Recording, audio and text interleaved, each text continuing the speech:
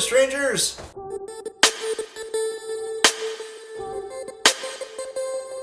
I don't like getting stung, like at all. I hate it. Can't stand it. I don't want to go through it. It's just horrible. I absolutely detest getting stung. There was one point in time when I was younger when I woke up to a swarm of hornets flying around inside the house because apparently they felt that the house was warmer than the attic. Yay on that. That's super awesome for you, hornets. Thank you for that because it helped solidify my fear of flying stingy things. So yeah, fly stingy things are not my favorite thing. I'm just not a fan at all. I could care less what happens to wasps and hornets because I don't like them and they don't fully contribute much to our society. I mean, they do kind of because they do eat insects and stuff, but I don't think that they contribute enough to warrant surviving as far as I'm concerned. So I will eliminate them with extreme prejudice because that's how I feel about it. Honeybees, on the other hand, I don't want to do that with. It's not something that I feel comfortable just getting rid of. So if and when I come across honeybees, I try my best to avoid harming them in any way because I know that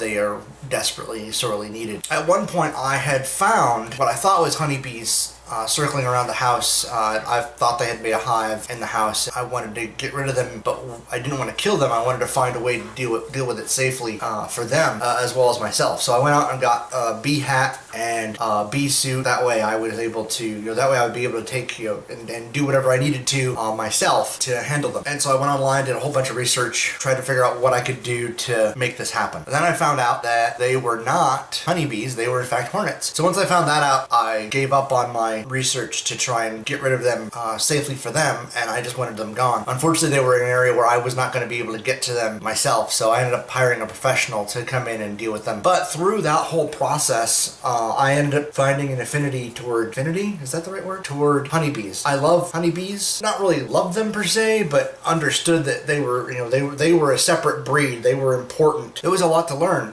when I did my research, and I found out more than I ever thought I would. For some reason, I thought it was going to be difficult to find information on honeybees, but there isn't. One of the things that I found with my research is the what's called a flow hive, which is really interesting. And I thought at first that would be really cool because, you basically put this thing on top of the hive, and all the bees put the honey in it, and then you can collect the honey without having to open the hive up and pull the frames out. That was, when I looked at that, I was like, oh, that's awesome. I'm going to do that. Then I realized that that doesn't solve the problem of trying to take care of the hive because you still have to take care of the hive, and that means getting into the hive, which I am not sure I want to do. So I found out through 628 Dirt Rooster channel, who does videos on not only just beekeeping in general, but also the steps he does to remove bees safely for them, take them and use them himself, or give them to somebody that's looking to get into the beekeeping side of things, as well as Vino Farm, who's rather new. They've only been around for a couple of years.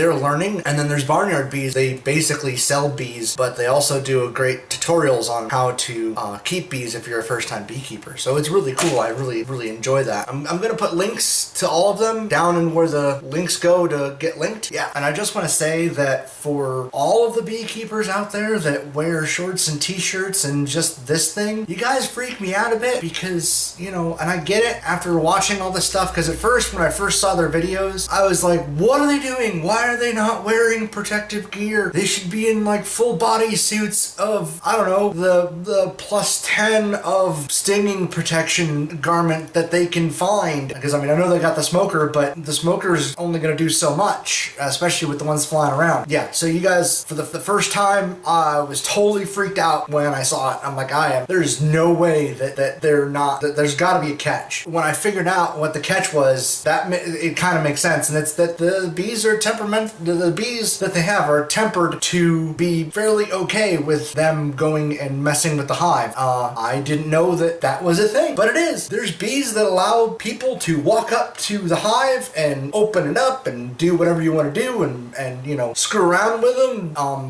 touch them, whatever, and they don't care. I don't know if I'm ready for that yet. I'm intrigued, but I'm not sure I'm ready for that. Maybe not yet, if ever. I really don't know if I could do that. I barely have tolerance to stuff, to like spiders and stuff crawling on me. Like that's that freaks me out. So I can't imagine holding a bee in my hand. That's all I have for you today, other strangers. DFTBA, I mean, we'll see you when I see you. But before I go, I just want to do another shout out to our main channel, which is Starting as Strangers. I'll do the linky thing in the linky place for them too. Yeah, you should probably check them out if you like what I'm doing. So yeah, check out Starting as Strangers, DFTBA, and I'll see you guys. Boop, boop, boop, boop, boop.